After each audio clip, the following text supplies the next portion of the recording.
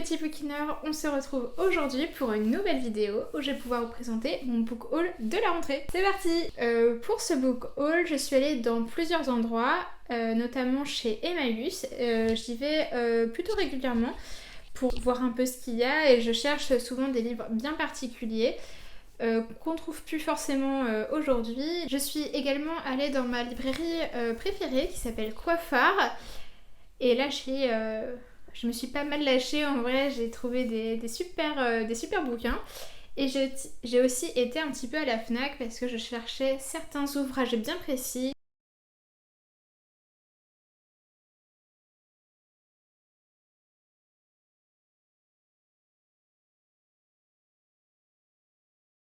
Le premier livre que j'ai trouvé chez Emmaüs, c'est Steve Berry, Le complot Malone aux éditions Pocket. Alors Steve Berry, c'est un auteur que je n'ai pas encore eu la chance de découvrir. Je me suis offert un livre de Steve Berry il n'y a pas longtemps qui est encore dans ma palle et en fait le résumé derrière avait l'air bien sympathique. C'est un thriller historique, donc je pense que ça doit être assez semblable à d'œuvres de Dos Santos ou de Dan Brown, donc Da Vinci Code pour ceux qui ne connaissent pas par exemple. Et ça a l'air vraiment sympa. Quand je l'ai vu, je me suis dit bah pourquoi pas, parce que chez Emmaüs, enfin si où je vais en tout cas, les ouvrages de poche sont à 1€, donc c'était pas un très gros risque et je me suis lancée. Vu que je ne l'ai pas lu, je vais vous lire le résumé. Un employé du Trésor américain a dérobé de mystérieux documents relatifs à un secret d'État qui, s'il était révélé, risquerait de changer la face du monde. Cotton Malone, alors en mission à Venise, est sollicité pour les récupérer. Il n'est manifestement pas le seul à vouloir mettre la main sur les fameux papiers. Des mystères des pères fondateurs des États-Unis jusqu'à une énigmatique entrevue clandestine entre Franklin Roosevelt et son secrétaire d'État au Trésor, une nuit de 1936 en passant par les signes ésotériques cachés dans les symboles les plus connus de l'Amérique, Cotton Malone va aller de révélation en révélation. Donc ça a l'air vraiment palpitant. Là le résumé tout de suite me fait penser à Benjamin Gates et le livre des secrets. Oui c'est ça le titre. Donc ça c'est un film et il est pas mal. Donc Steve Berry ça a l'air d'être un auteur qui développe plein de livres autour d'un même personnage qui s'appelle Cotton Malone, parce que dans le livre que j'ai acheté, qui doit être je suis pas Miss Météo là. Voilà, qui doit être par là. Ils en parlent aussi, donc je pense que voilà, il a son petit héros phare et il imagine un univers autour de lui. Ensuite, on part sur un autre registre et un bouquin qui me fait travailler les bras. C'est 5000 ans d'histoire sur l'Égypte. Alors, ça faisait un petit moment que je cherchais un gros livre comme ça pour rejoindre ma collection sur l'Égypte. Et celui-là, il est plutôt cool. Il a plein d'illustrations, ça a l'air d'être assez détaillé. Et puis, vu l'épaisseur du bestiau, je pense qu'il est excessivement complet. Ce livre est aux éditions Novedit, que je ne connais pas. Et je l'ai lu pour la maudite somme de 4,50€. Ce qui est quand même vraiment avantageux vu le travail que c'est. Aujourd'hui, un livre neuf de cette ampleur-là ne coûterait certainement pas 6€. Donc voilà, c'est super chouette et j'ai trop hâte de le feuilleter et de découvrir tout ce qu'il recèle. Le troisième livre, pour le coup, est beaucoup moins lourd, Dieu soit loué. C'est Les Borgia de Claude Mossé. Donc c'est le premier tome d'une saga apparemment sur la famille des Borgia. C'est un roman historique, été fait aux éditions HC. Donc celui-ci, il m'a coûté 3€.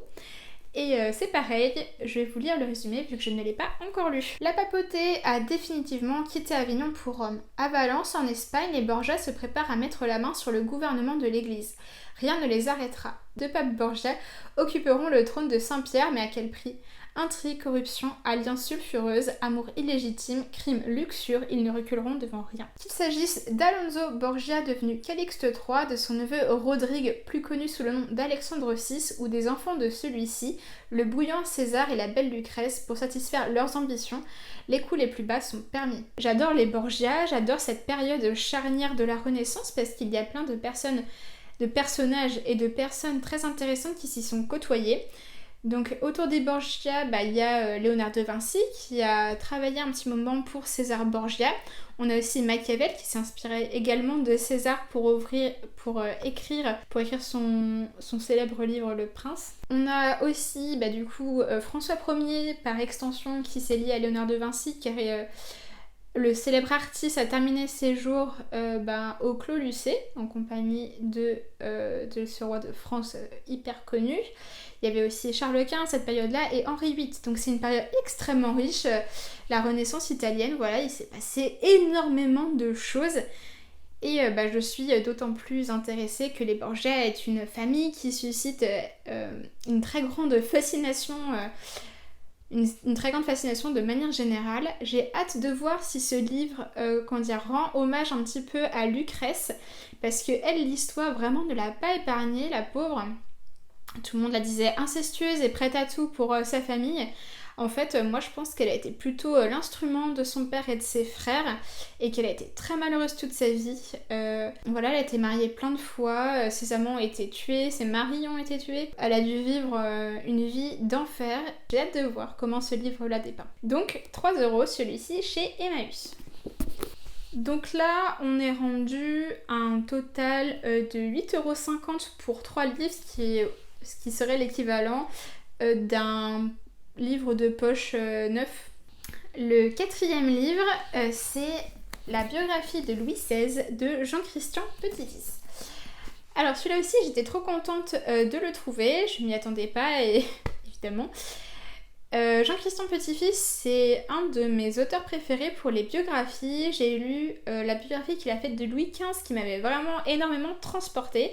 J'ai lu aussi un livre qui s'appelle Les grands énigmes de l'histoire qu'il a chapeauté un petit peu. Il l'a pas vraiment écrit mais il a chapeauté les auteurs. J'ai la biographie qu'il a faite de Louis XIV que je n'ai pas lue. Voilà, et donc maintenant j'ai Louis XVI et j'ai vraiment trop hâte de la découvrir. Louis XVI, c'est pas un roi qui m'intéresse particulièrement, mais je me dis que si je dois le découvrir, ce sera forcément avec Jean-Christian Petit-Fils. Parce que il a une manière, une plume qui me transporte et que j'adore. C'est très détaillé, très fourni. Ce livre est aux éditions Perrin et le prix neuf était de 27€. Et ce livre, je l'ai eu à 5€. Donc là, on peut difficilement faire plus avantageux en ce qui concerne un prix. Une autre biographie qui va rejoindre ma palle.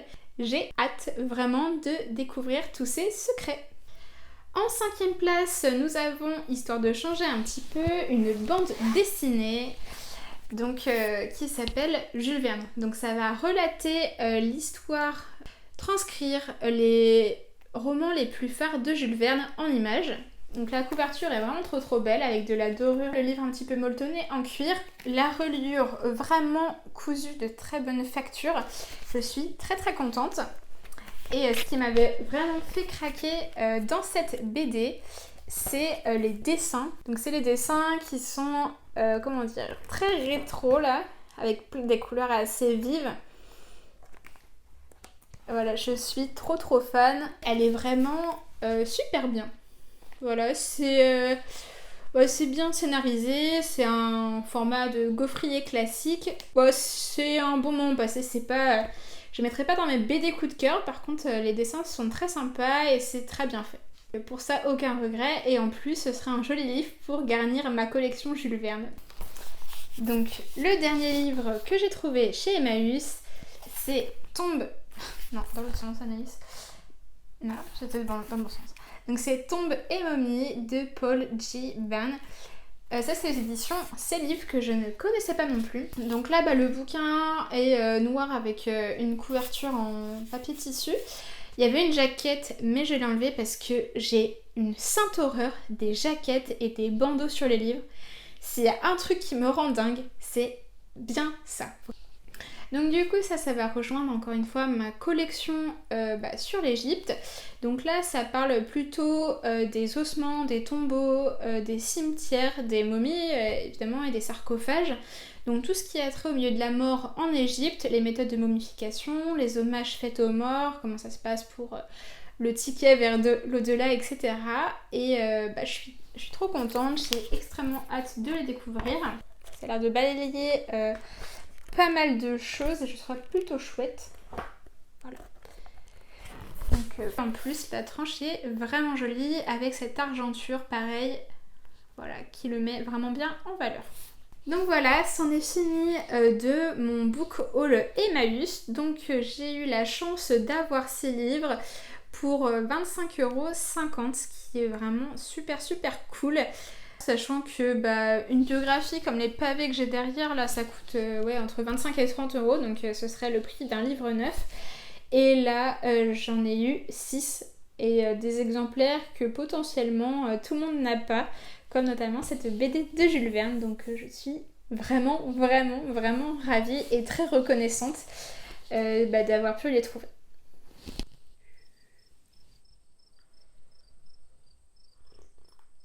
C'est très bon ce petit thé. Ça fait du bien. Hop. Donc là, on va entamer la deuxième partie de cette vidéo avec mon haul Coiffard et Fnac. C'est parti! Donc là, je vais vous présenter directement 2 livres parce que c'est la suite d'une saga que j'aime énormément. Je crois que c'est peut-être même ma saga préférée. Ça s'appelle Meurtre et quelque chose. Donc c'est et pépites de chocolat et cupcake caramel et cupcake ou Meurtre et tarte au citron meringuée par exemple. Et cette saga, en fait, elle va parler d'une héroïne qui s'appelle Anna Swenson. Et Anna, en fait, elle est revenue dans sa ville natale à la suite d'une déception amoureuse, je crois, ou peut-être professionnelle, pour monter sa boutique de cookies. Donc, elle va faire plein d'autres choses dans sa boutique, mais les cookies, ce seront sa spécialité. Et en fait, elle va se découvrir un don ou une capacité à découvrir des cadavres. Donc ça va être, ce sera pas volontaire de sa part, mais celle qui va découvrir tous les cadavres qu'il y aura dans cette saga. Et à chaque fois, en fait, ces pâtisseries sont liées. Donc par exemple, ils auront trouvé un agent d'entretien avec des cookies dans la poche. Bon bah du coup, voilà, ou Charlotte aux fraises renversée à côté d'un cadavre. Ce genre de choses. Et en fait, elle va se prendre au jeu de l'enquête et essayer de la résoudre par ses propres moyens, avec l'aide de sa sœur et avec le soutien parfois bancal de sa mère qui essaiera à tout prix de la marier.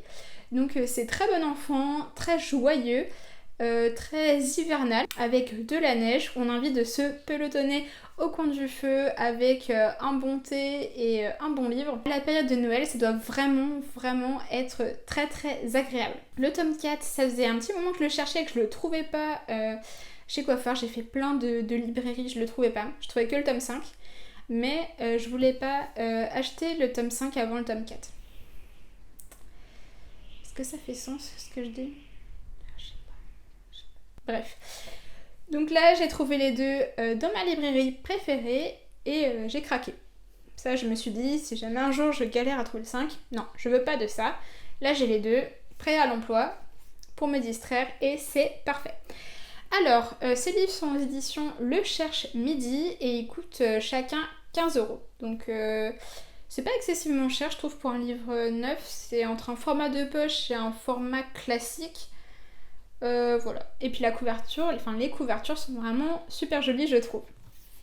Le troisième livre du coup que je vais vous présenter, je l'ai trouvé à la Fnac, celui-là. Et c'est La découverte de la tombe de Toutankhamon par Howard Carter. Donc pour ceux qui ne le savent pas, Howard Carter c'est vraiment celui qui a mené les recherches pour découvrir une tombe, enfin un sarcophage en fait. Bon, il pensait pas que ce serait celui de Toutankhamon, mais il a trouvé cette tombe-là. Ça raconte son histoire, comment il a fait, les personnes qui l'ont aidé, avec qui il a dû négocier pour continuer à avoir des fonds, avec ses mécènes. Il y a aussi quelques photos. C'est écrit assez gros, ce qui est plutôt cool. Hein, vous pouvez voir, voilà. Je vais m'améliorer. Si ça passe pas, je ferai des plans. Et il y a des pages qui se déplient comme ça. Donc il y a des espèces de double pages, triple page, même quadruple page. Comme ça, on peut bien voir le sarcophage en or et c'est très très cool. Le seul problème pour moi de ce livre, c'est qu'il comporte mon démon, la jaquette. Il a été fait par les éditions Nuit, donc Nuit ou Nui. Et il m'a coûté 19,90€. Donc il est neuf, c'est un hardback. Et il a l'air vraiment super bien, j'ai trop hâte de lire. Il se lit facilement, j'ai lu les premières pages pour pas me faire avoir, je fais ça maintenant. Et il se lit bien, franchement, c'est très fluide. J'ai hâte de tout savoir sur toi, tout en calmant. On enchaîne ? Ensuite, je me suis offert le tome 2 de la saga Phobos. Phobos, c'est une histoire un petit peu particulière, enfin, comparé à mes autres histoires livresques, là c'est un petit peu particulier. C'est qu'en fait je suis une chaîne booktube qui s'appelle Le Souffle des mots, qui est menée par Audrey. Et vous devez sûrement la connaître. Et en fait, elle parle tout le temps de Phobos. Donc il y a toujours Phobos qui se retrouve dans ses coups de cœur. Elle retombe toujours dessus comme un chat sur ses pattes, c'est assez fou. Et je me suis dit, si elle en parle autant, c'est que j'ai dû louper quelque chose. Que je me suis laissée tenter et en fait j'ai été très agréablement surprise. Je ne lis pas de young adults d'habitude, encore moins tournée vers la science-fiction avec un petit peu un côté dystopique. Et là j'ai trouvé ça très léger, très agréable à lire, très divertissant. J'avais envie de savoir la suite, donc je me suis pareil offert le tome 2, mais j'ai galéré à le trouver, il n'y avait que le 3 et le 4. Comme quoi en ce moment j'ai un problème avec les suites de saga, je trouve jamais le tome qu'il me faut. Et celui-ci c'est aux éditions Pocket Jeunesse, donc PKJ, et il m'a coûté 8,50€. J'ai hâte de savoir la suite et j'espère qu'elle sera à la hauteur du premier tome. Le 5e livre, c'est Le Cirque des Merveilles de Elizabeth McNeill. La couverture, elle m'avait énormément intriguée et du coup, je me suis décidée à lire le résumé. Je vais aussi vous le lire. Angleterre, 1866. Nell vit rejetée de tous à cause des taches de naissance qui constellent son corps. Lorsque le Cirque des Merveilles de Jasper Jupiter plante son chapiteau non loin de chez elle, son existence bascule, son père la vend au propriétaire comme nouveau phénomène de foire. Contre toute attente, la jeune fille voit son horizon s'élargir. Elle se lie d'amitié avec les autres artistes et se prend d'affection pour Toby, le photographiste. Elle qui n'a connu que l'obscurité entre enfin dans la lumière, c'est un véritable triomphe. Mais que lui arrivera-t-il le jour où son succès menacera d'éclipser celui de l'homme qui l'a acheté ? En préférant Toby à Jasper, ne risque-t-elle pas de mettre en branle une mécanique fatale ? Je pense que ça va être une histoire avec une morale sur l'acceptation de soi, le côté de s'assumer. J'ai hâte de voir si le livre est à la hauteur de son résumé. Il a été édité par les presses de la cité et il m'a coûté 22€. Ça va être trop bien, j'ai trop hâte.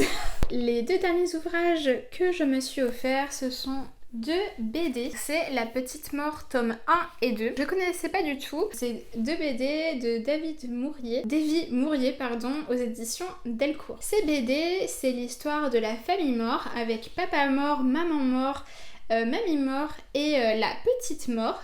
Donc les faucheuses quand elles sont petites ne sont ni féminines ni masculines et elle s'appelle Petite Mort.